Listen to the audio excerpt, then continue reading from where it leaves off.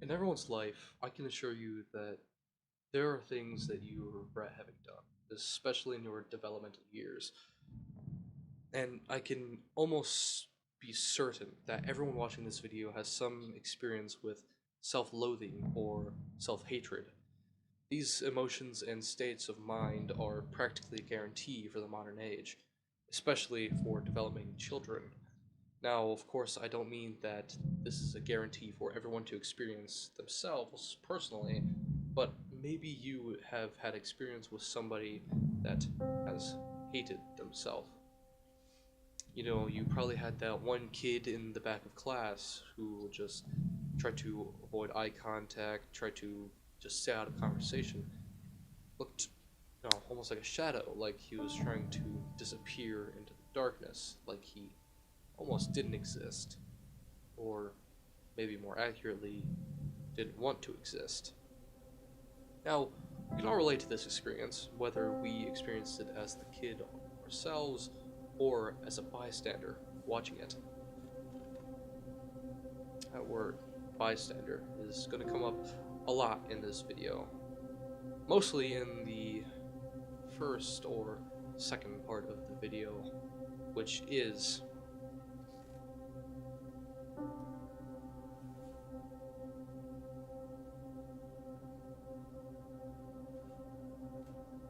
our story begins on a bridge in the fictional town of Ogaki, Japan. Our main character is standing overlooking the water below. The drop is far enough. He steps onto the railing, living on the edge, but it's obvious this isn't a stunt. This is a commitment. Shoya Ishida wakes up, snapping out of his trance. He was on the edge, ready to commit, to be done with it all, but he walks away.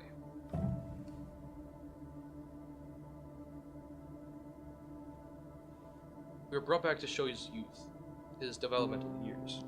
He's just like any other little boy, roughhousing, joking, all play, no work. One day, it's just like any other. He's sitting in class, playing with his pencil, doing anything but his schoolwork. However, today is different. Because today, a new student is arriving at school. A pink-haired girl with the most precious smile one could muster. But something was different about this girl. Something was strange about her. Okay, class. This is Shoko. Would you like to introduce yourself?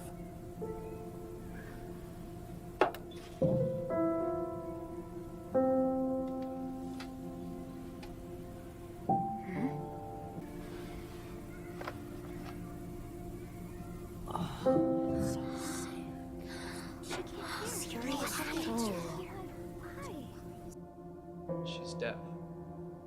At first, this newcomer is welcome like any other student. She's included in conversations, she's laughing with other classmates, and she seems genuinely happy. Give me your notebook, okay? Crux of any motion. The placement of the fulcrum determines how... But slowly, she became more and more of an inconvenience. It seemed like everyone else was supposed to change their ways to accommodate her, instead of her just learning to fit in. Shoya realized this, realized that she was different, but he didn't do anything, just kinda let her be. Aside from light teasing, and like every other one of his classmates was doing, but for the most part, he just let her be. But soon enough, everyone began to treat her for how she was, different. She became ostracized, outcasted. No one even tried to help her anymore. No one wanted to take her notes for her in class or include her in conversations.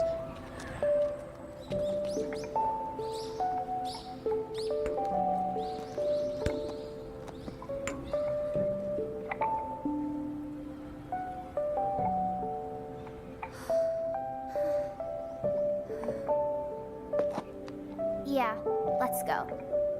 We're leaving, Shoko.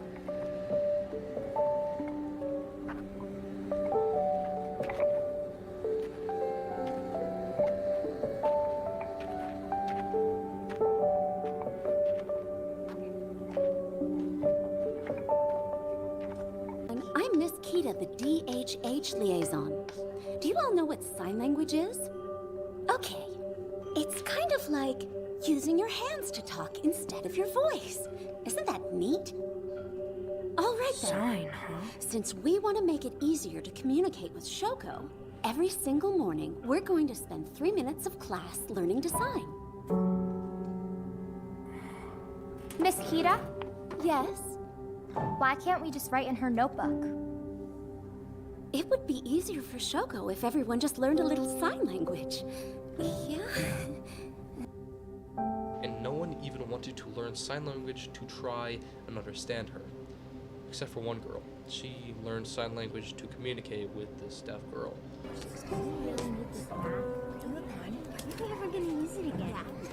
So, your name? Me? Yo? Ko? Wow. So it's... Her classmates took recognition of this, however. For it, she became just like the deaf girl. She became different, so that's how she was treated. She was ostracized, bullied, and outcasted. Eventually, it became too much for her. The loneliness, the mean words, the bullying.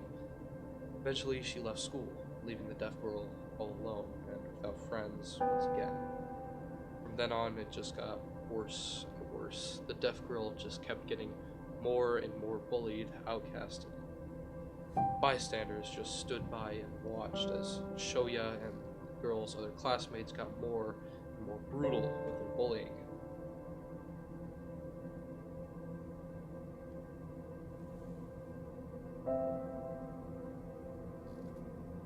Eventually, it got physical. Shoya was nothing short of awful to her, ripping out her hearing aids.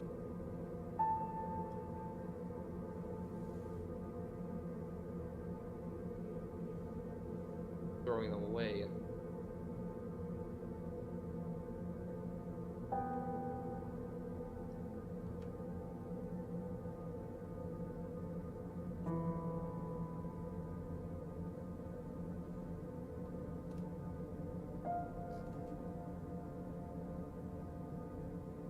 stealing her notebook, her only form of communication with other people. Hey! What are you doing? Stop touching me! Check it out. I think she wants to hold your hand. You like it. You're blushing. No, I'm not!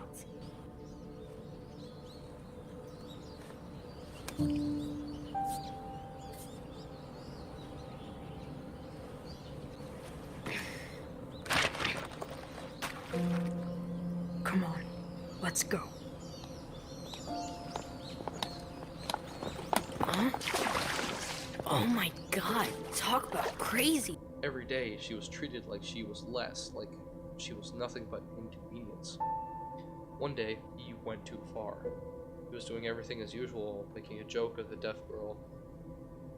He reached for her hearing aids and, as usual, yanked them out. Shoya hurt her. Talk to you about. As you can see, Shoko Nishimiya is absent today. Yesterday, the school received a telephone call from Shoko's mother. In the past 5 months, 8 of Shoko's hearing aids have been broken or gone missing. Hearing aids are very expensive. Her mother believes Shoko is being bullied. If any of you have seen Shoko being harassed or abused at school, I need you to come forward and tell us who has been doing it.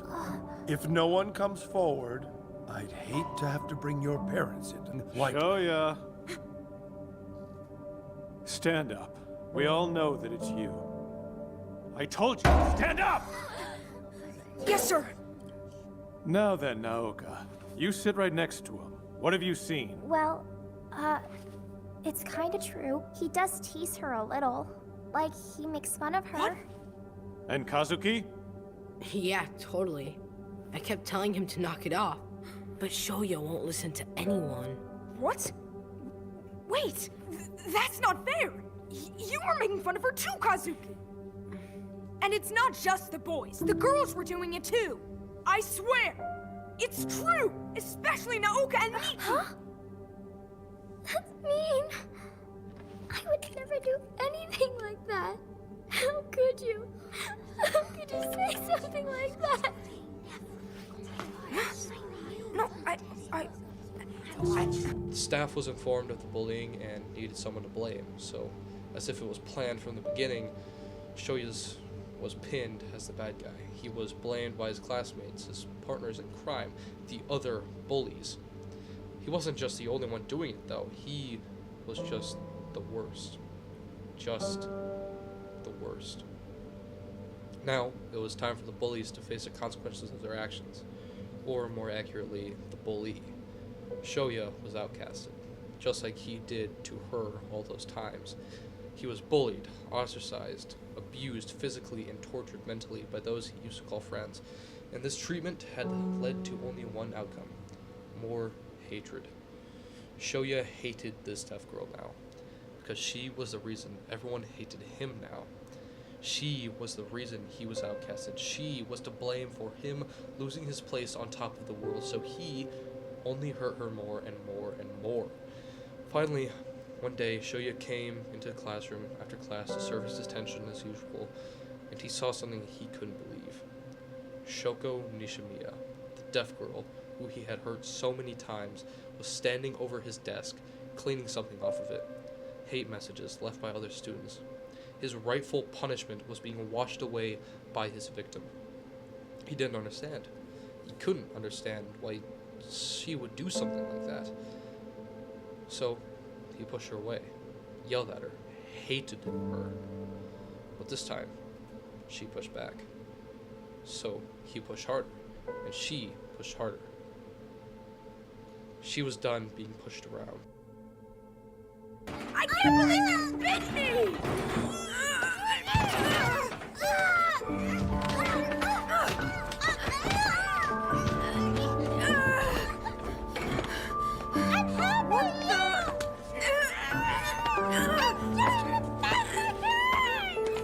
What are you even saying? Get off! I can't even understand you! She was trying her best, but it was never enough. For him, for her, for anyone. Finally, it became too much for Shoko. Her mom pulled her out of school, demanding the school do something about the bullies, so they did. They punished the bully just like before, even more so. Shoya was ostracized, bullied, and punished, but he wasn't the only one that could be blamed. Everyone else was a part of it. Everyone treated her differently. Everyone bullied her, or was at least a bystander. Now we come back to present-day Shoya, the punished Shoya. He was forgiven, or at least forgotten, a long time ago, but he still felt the guilt, the pain, the suffering, the crippling weight of the punishment he had to endure for so long, and yet here he was, still being punished. But not by his classmates, not by his teachers, not by his mother, not even by Shoko Nishimiya. He was being punished by himself. For years he had cut himself off, solitude and isolation, condemnation and imprisonment. But despite all of this, he still tried to be a member of society. He still went to school. He still had a job. He still loved and cared for his family. He acted like everything was okay. But he was far from it. I found this. You've been working so hard at your job, and you've even sold your comics, your clothes, and your futon. I am so lucky to have such a thoughtful son. But tell me, Shoya, why would you want to kill yourself? I just, been going through a lot of crazy stuff lately. What can I say? I just... Knew it.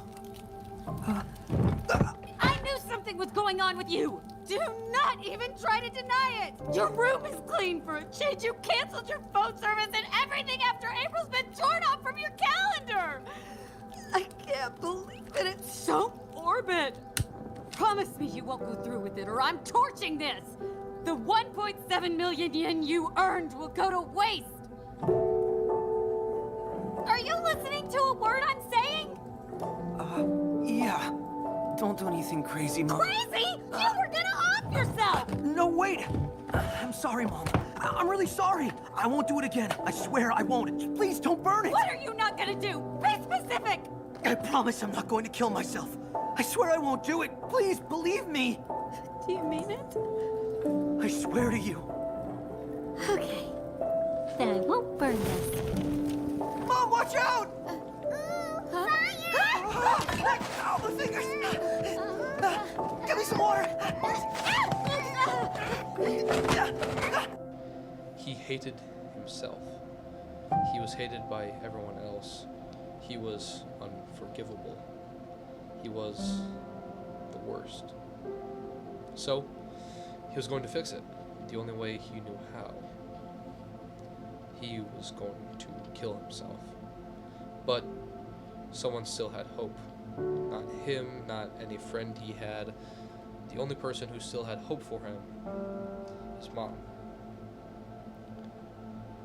All of the money he saved up to repay his mom for all the damage he did as a child to her, all of it was gone now. So now he still had something to live for, something to fix before he could fix himself. So he had to put his death on hold.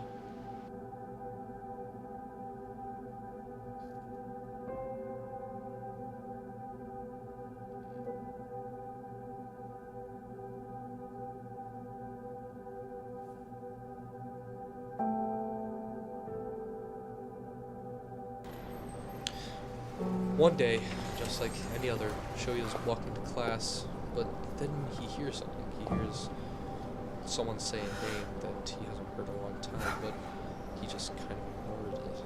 But then he heard footsteps, light and almost Oh, familiar. look at Shoko. Usually How he are just you? ignore it, but something made him turn around. Shoko Nishimiya. She was back in school. The same school that Shoko! left all those years ago. Surely, the only one that could hate Shoya more than himself Hello. was Do you back. remember me? We He were needed to in confront her. elementary school together. I'm Shoko Ishida.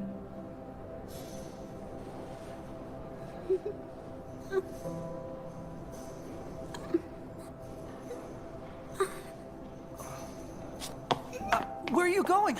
Wait!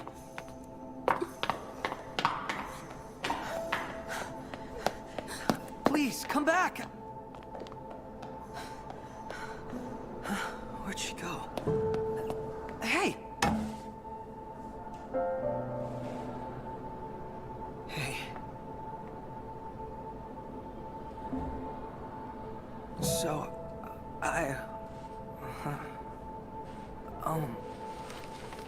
I came here to give you this. You left this behind?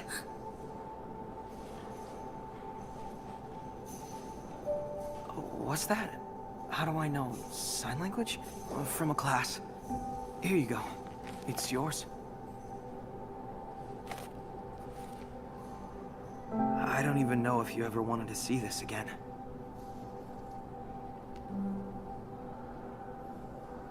I was wondering, can me and you, Shoko, can we be friends? Is that an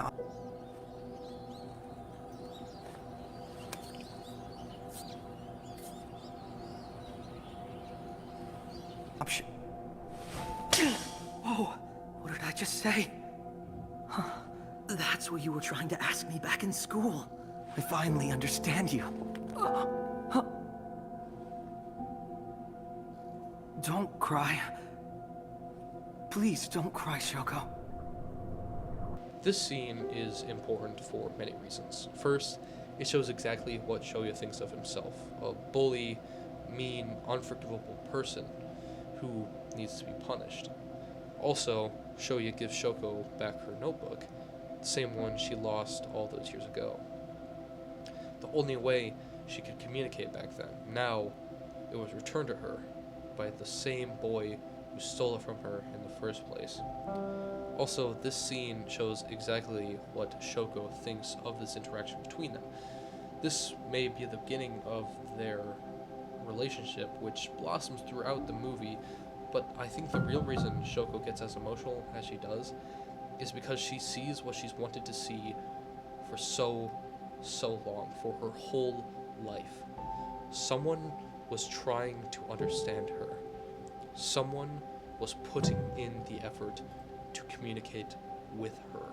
Now, Shoya was back in school, the place where he hated the most. But he wasn't truly hated by anyone, only by himself. But he couldn't see that. He couldn't see anything.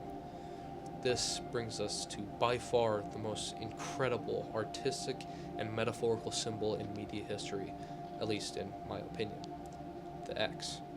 The X is the most interesting and incredible demonstration of a defense mechanism I have ever seen, in media at least. Not only does the X give a pleasing illustration of Shoya's inability to look people in the eye, but it is a perfect demonstration of what a defense mechanism would look like to the average person. Also, I empathize with this part of A Silent Voice, and it's one of the biggest reasons why I chose to make this video. The way in which anxiety, depression, and self-loathing are depicted in this film are some of the most realistic human adaptations of these conditions. And I empathize with that because that's me, like so many other people.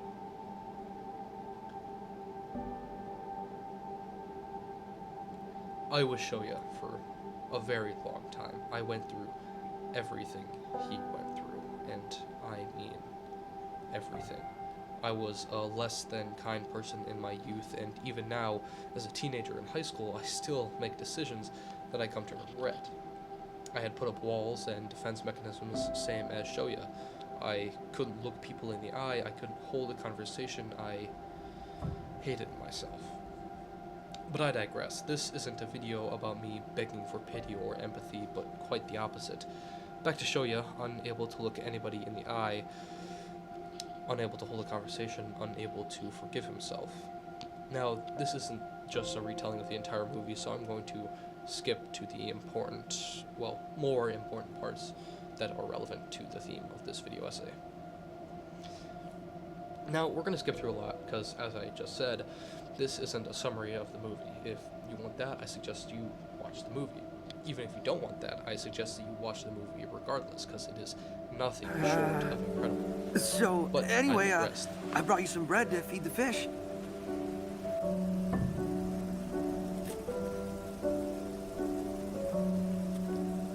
Do you enjoy feeding the fish? Duh, she can't hear me.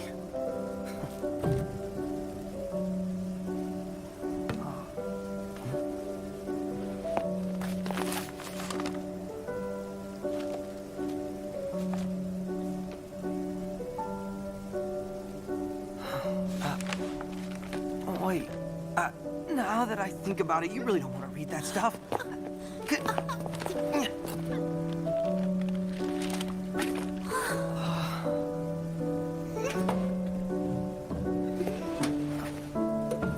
Huh? Wait, what are you doing? She fell in! No way! What happened? Is Yasha okay? Hey, talk to me, boy! Ah, he went into the river! Why? What did you do that for?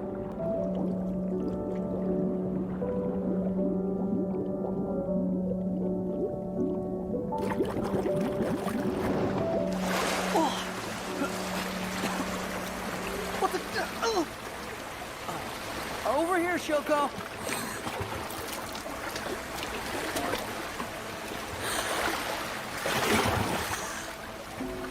Shoko! I'm really sorry that I dropped that.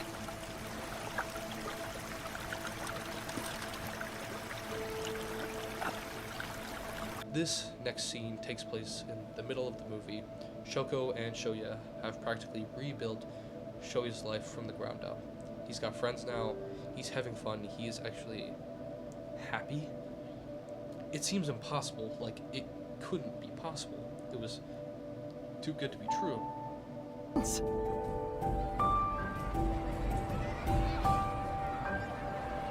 Hey, Shoya. I'm hungry. I feel like some takoyaki. Come with me to get some. I'm not. Hey, wait! Here you go. 1 takoyaki. Oh, thank you. And Naoka, you need to learn how to mind your own business.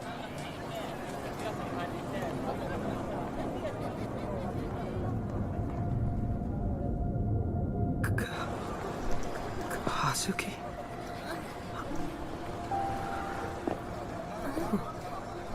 Shoya, where are you going?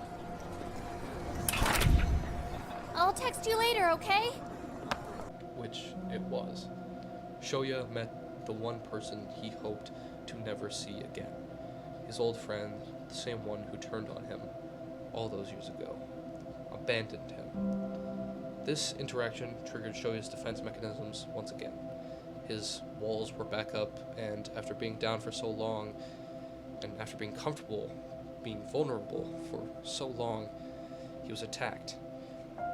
This is a very often occurrence with people like Shoya. People with issues being vulnerable around others have a very hard time lowering these walls, and when those walls are lowered, even the simplest of bad interactions could trigger these defense mechanisms all over again. And for Shoya, that looks like this. Oh, the thing is, Satoshi said I should go ahead and forgive you since you've been trying to make things right with Shoko. Are you kidding me? This is wrong on so many levels. You can't blame everything that happened on Shoya. We were all guilty. We? But no, that isn't true. What's not? I never made fun of Shoko or did anything to bully her the way the rest of you guys did. Don't let me in with you. Naoka. Oh. You're right. You and I are completely different. You just sat back and laughed along with everyone else. Did not? Just ask Miyoko. What, me? Naoka used to talk about you behind your back all the time, too. I just said what everyone else was thinking. Well, Miyoko, wanna weigh in? To be completely honest, back then, I was scared of both of you. What? Whose side are you on anyway? I'm not on anyone's side. Just stop. It's my fault, okay? It's all my fault. I can't stand martyrs. That's enough, Naoka. Stop trying to drag everybody else down to your level. That was harsh. You didn't have to put... Please, Miyoko. We all know that you just run away whenever things get tense. Shoya, what's gotten into you? God, will you just stop talking? You really love the sound of your own voice, don't you? Listen, man, no matter what anyone says, I've got your back. I don't care. You just back off. You hardly know me. I can't take this anymore. I'm not staying here. It's alright. You don't mean it. But I'm gonna give you some space. Hey, Shoko. Later.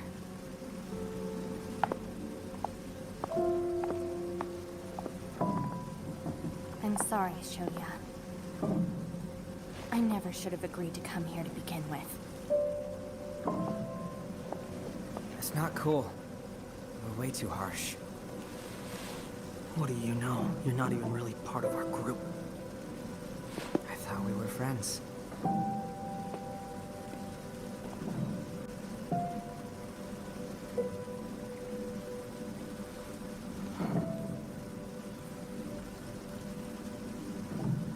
Almost forgot.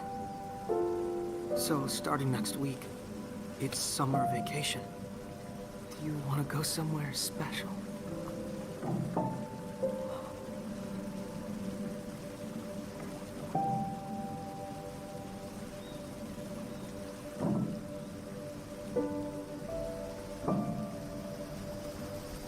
Shoya pushes everyone away. Again, he feels unworthy of their friendship, unworthy of their relationships, so he pushes them away to save not just them from him, but himself from himself. Everyone leaves Shoya, except for one person, Shoko Nishimiya. Now, we're going to shift the focus away from Shoya for a moment and focus on his victim. Shoko Nishimiya specifically, we're going to focus on a parallel scene that took place around the same time as Shoya's interaction with his old friend. Shoko went onto the Ferris wheel at the fair with the girl who she thought was her friend, but she will come to find that this girl was not. You got Shoya in trouble, and that's how he ended up losing every single one of his friends. You pretty much ruined everything for everyone. You get that, right? I'm sorry. God, you still don't get it. I'm not looking for another apology from you. We were both going through a lot, and I don't think either of us could have done anything differently. But still, it's not like I want to be your new best friend or anything. I mean, I still hate you a lot, and I'm pretty sure you hate me too, right? So, why don't we stop pretending we're something we're not, okay? Let's shake on it. From one hater to another. But you're wrong. I don't hate you. I hate myself. What did you say? Shoko hates herself. She blames herself for every bad thing that has happened to her. Bullying, the isolation, the pain. She blames herself for all of it. She wants to be normal. She wants to be anyone but her because she's the worst. The worst. I've said that a lot through this video, and for good reason. One of the main themes of this video and this film entirely is the idea of self-loathing. Both of our main characters struggle with it, and I've struggled with it myself. The unbearable weight of not just everyone else's opinions of you, but the heaviest opinion of all, your own. Nothing, absolutely nothing, is more soul-crushing than self-hatred. Because if you hate yourself, then nothing really matters to you. And this idea of nothing mattering to you is perfectly captured in this next part. This is a bit later in the movie when it's now just Shoya and Shoko left in their friend group. It's the night of the school cultural festival, and Shoya and Shoko are watching the fireworks together. And Shoya looks over at Shoko, actually looking at her for the first time. Do you think she was happy? I couldn't tell. Speaking of which, I don't know when your birthday is. Your birthday was June 7th. Oh no, I missed it. That's too bad. I can't believe you're already 18. Next year we'll celebrate together. We'll throw a big party. Ah, I made it sound like we're together.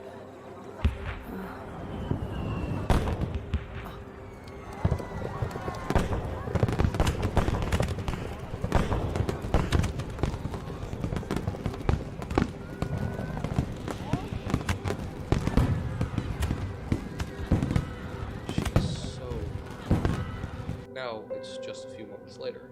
Shoko's leaving the festival early to do homework. A little strange considering it's a weekend, but Shoya doesn't think anything of it. So they exchange goodbyes. Shoya signs, "See you later," their usual way of saying goodbye to each other, as seen multiple times before in the movie. But Shoko signs something different. Goodbye. Now, I know a little bit of sign language, so this really stuck out to me when I saw it for the first time. Whenever Shoya and Shoko are saying goodbye to each other after a scene, Shoko always throws up deuces. It's a sign, "See you later." And Shoya always responds with the same thing, "See you later." But in this scene, Shoko signs back to Shoya after Shoya does the usual "See you later." Shoko signs back goodbye. And this is probably one of the most incredible forms of foreshadowing that I've ever seen in my life. What happened to Shoko? Oh, I forgot my camera. Would you mind going back to our place to get it? Shoko's little sister asked Shoya to go to their apartment and check on Shoko. Shoya wasn't going to say no, so he went. And when he arrived, well, again, I'll let the scene speak for itself. Oh, you here? It's me, Shoya. Oh, there it is. I should make sure it's fully charged. Huh. You can see the fireworks from here. Huh, so that's where she is. What is she? Hey, wait a second. What is she doing? Hey, Shoko? Shoko?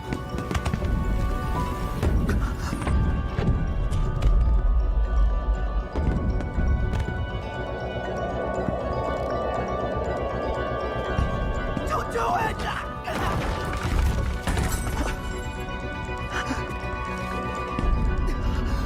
Please, no.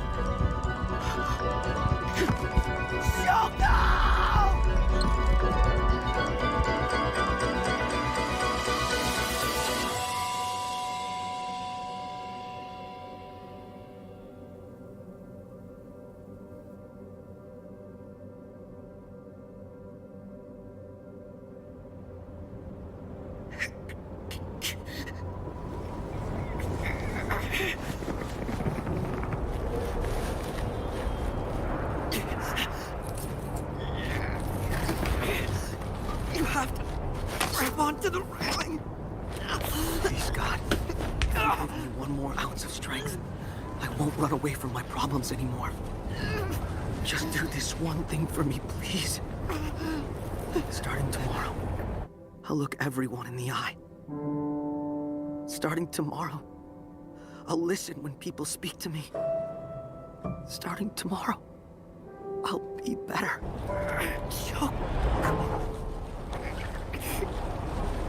There it is. The scar I gave her all those years ago. Did I ever even apologize for that? Shoko meant goodbye. She was going to kill herself, but Shoya saved her, asking God for just one more ounce of strength. Anything to save her. He needed her to live, because if she didn't live, he couldn't live. He saves her, but in the process, he falls.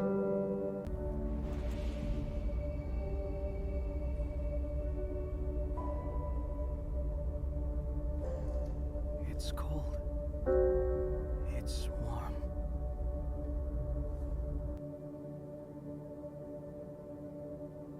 Shoya wakes up in a hospital bed, tubes and wires attached to him. He was in a coma for how long? Where's Shoko? He needs to find her.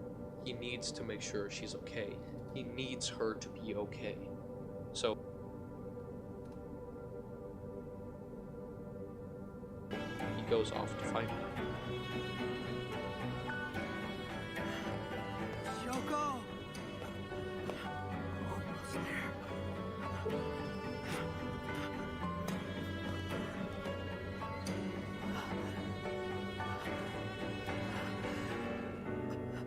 She isn't here. I'm so sorry. And Shoko goes to find him. Something that night told her to go to that bridge. The bridge that Shoya and her talked together on in days past. She needed to go there. She needed him to be okay. They needed each other. The following scene is one of the most important and incredible scenes in media. So, without further ado, let it speak for itself.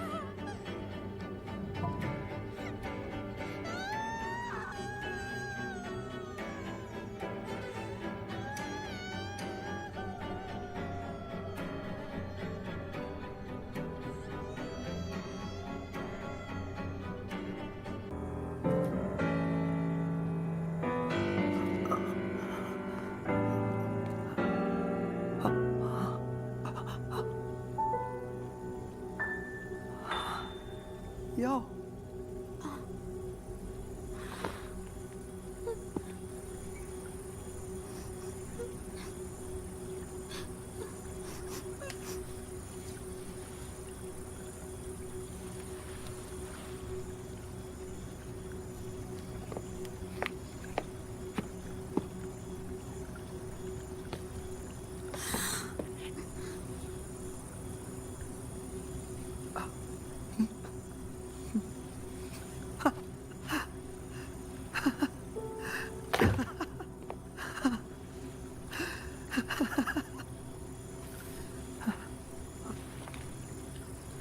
Hey, why are you crying?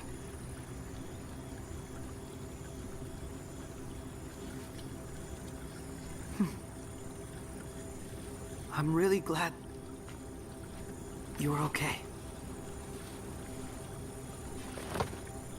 Don't worry, Shoko. I am fine now, I promise. Well, more or less. So, stop looking so gloomy, okay? Oh, yeah. I want to tell you that I'm really sorry.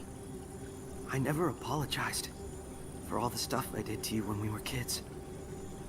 Or any of the other stuff afterwards either. So I'm sorry.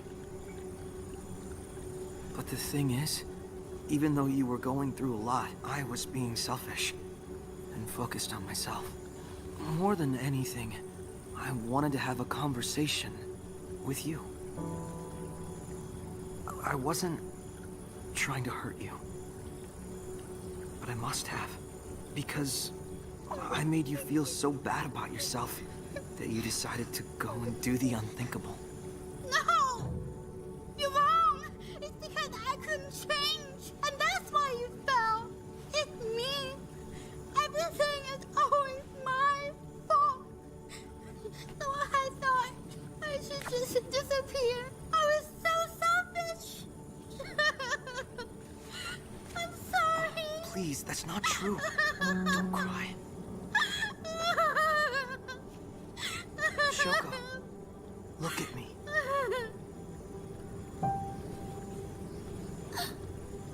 Did you know we were talking a little while ago? I was dreaming. And in this dream, I was ready to just give up on everything. But I was wrong. To be honest, I've thought about ending things, just like you did. But then I realized something. Even though certain things can make life difficult sometimes, that doesn't mean that they're worth dying over. I want to apologize and make sure I do it right. Shoko, I need some help from you. I was hoping that maybe you could teach me how to live.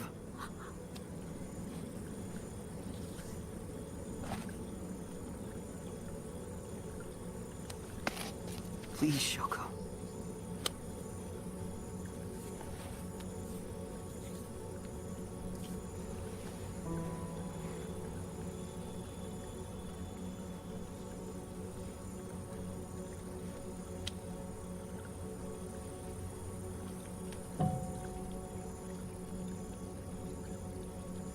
Oh, God. That's the creepiest thing I've ever said in my life. Oh, I'm so sorry. Just never mind. Forget everything I said, okay? I didn't mean it.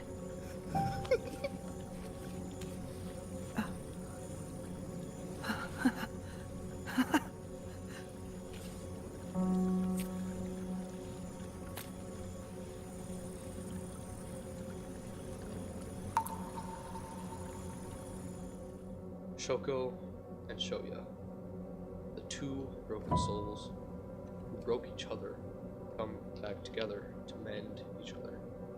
They needed each other to heal each other. She needs him to be able to keep living. He needs her to learn how to live. I see. Miki, did you bring the stuff to give to Shoya? I brought them, but I can't give it to him. It's a total failure. Don't be silly. Hand him over.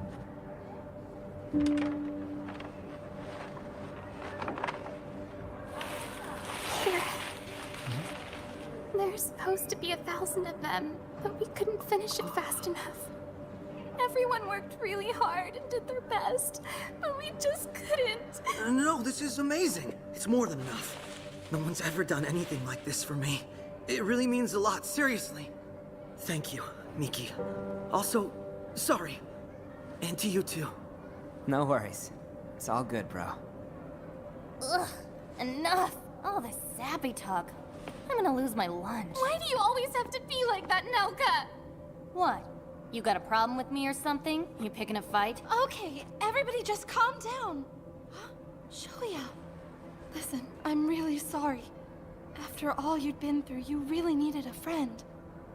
But all I did was run away. That's okay. I did the same thing. Stop acting so worried. They're just talking things out. You apologizing? Well, guess that's all you know how to do. Moron. Moron! Moron!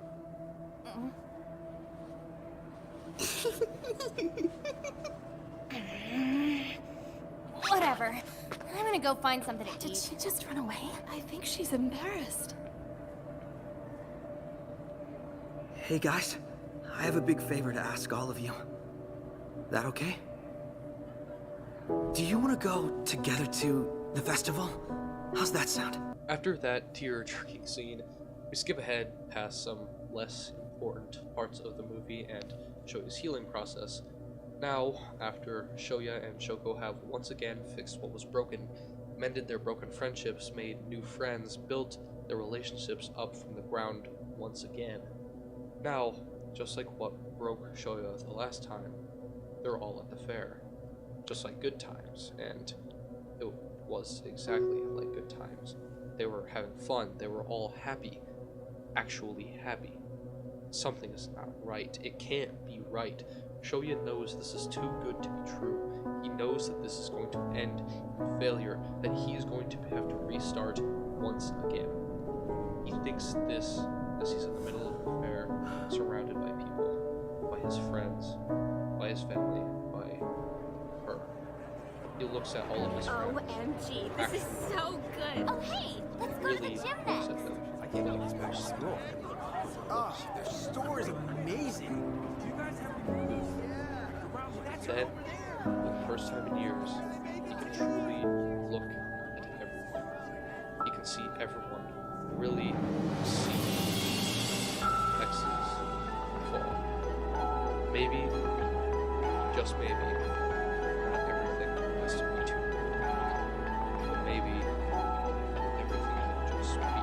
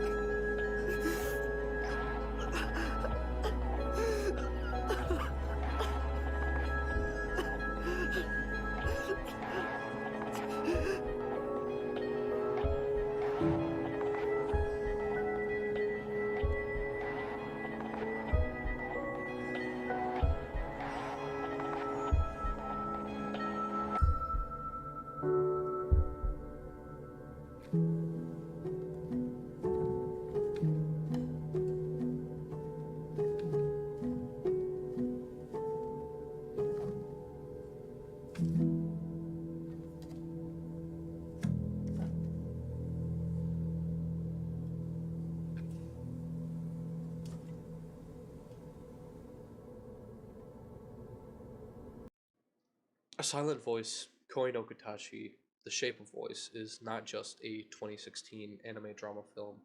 No.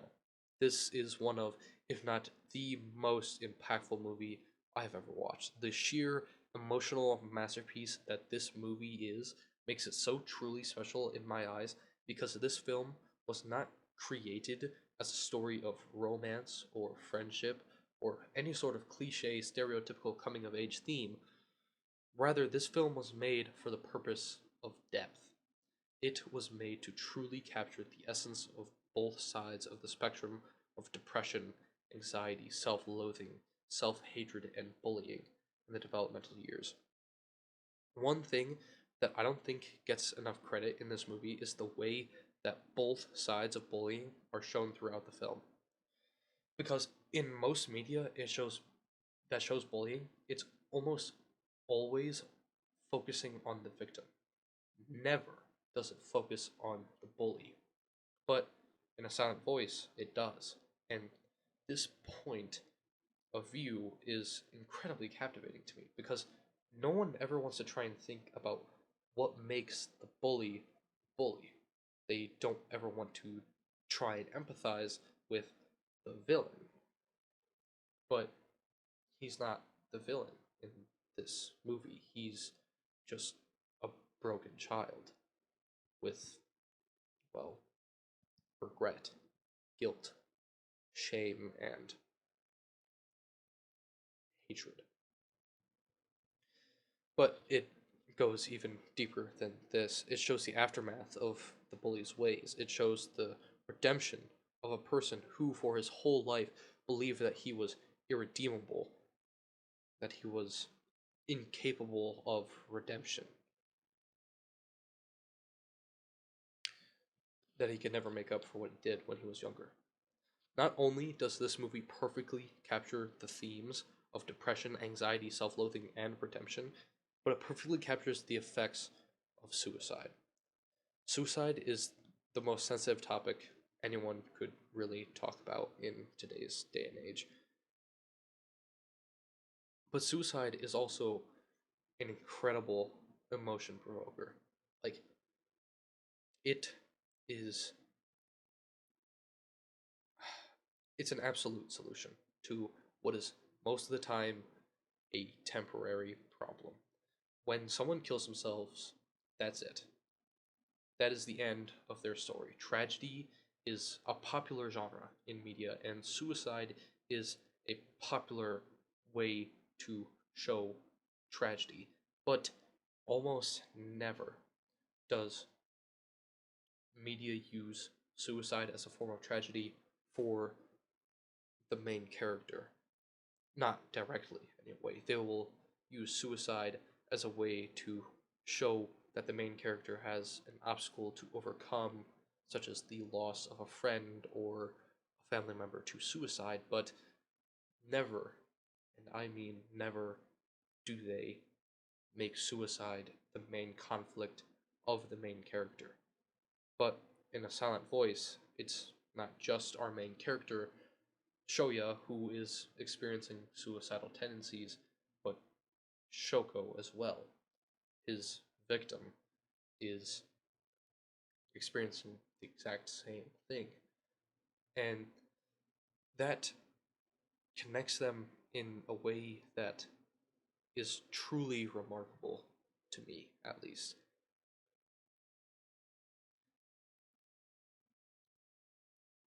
I won't get too much into which characters exactly, but it is an immensely pervasive and recurring conflict in A Silent Voice. This um, double conflict of double suicidal tendencies, it almost sets a chain reaction off for other characters, which I won't get into, as I said, but it's realistic. The way suicide is shown in A Silent Voice is probably one of the most accurate to real life depictions of suicide ever adapted to film, because of one key detail: foreshadowing. In multiple instances of this movie, there were so many details of foreshadowing to suicide attempts. The most incredible one to me was when Shoko signed goodbye at the festival. To Shoya during the school cultural festival, she never signed that way before. She always just threw up deuces, saying see you later. But because I know a little sign language, I caught it immediately and I saw that she signed goodbye. And it was just immediately recognizable to me that that is foreshadowing something. And not only a few minutes later, we see exactly what it was foreshadowing. And it was tragic, to say the least. Finally, the last thing that makes the silent voice so remarkable to me and to so many others, and I'm sure a few watching this video, is its stories of self-forgiveness. Self-forgiveness is the most important thing anyone could ever do for themselves, especially those who are struggling with thoughts of suicide and self-loathing. Guilt is a powerful force, and it often leads to extensive pain, extensive in the form of self-inflicted pain. The most prolific cause of suicide is the overwhelming weight of guilt. But that guilt is only inflicted by you, and you alone are carrying that guilt. That guilt is only getting heavier. And that weight can make it seem hopeless, that there is no one else who can help carry that weight with you. But that's not true. Someone will help you carry that weight. Someone will always be there for you, even if you don't think they would be. But Kaven, what does that have to do with self-forgiveness?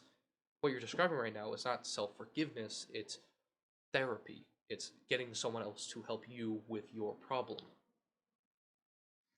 You're right, that's true.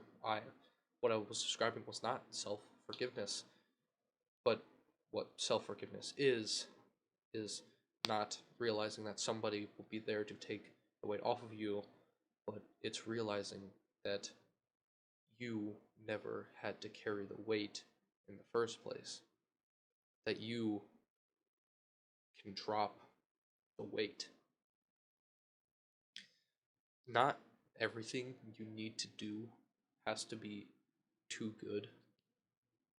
Maybe, just maybe, everything you do can be okay.